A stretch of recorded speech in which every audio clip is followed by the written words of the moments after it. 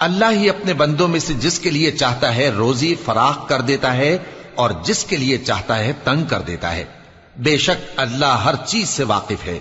اور اگر تم ان سے پوچھو کہ آسمان سے پانی کس نے برسایا، پھر اس سے زمین کو اس کے مرنے کے بعد کس نے زندہ کیا، تو کہہ دیں گے کہ اللہ نے۔ کہہ دو کہ اللہ کا شکر ہے، لیکن ان میں اکثر نہیں سمجھتے۔ اور یہ دنیا کی زندگی تو صرف کھیل اور تماشا ہے، اور ہمیشہ کی زندگی کا مقام تو آخرت کا گھر ہے۔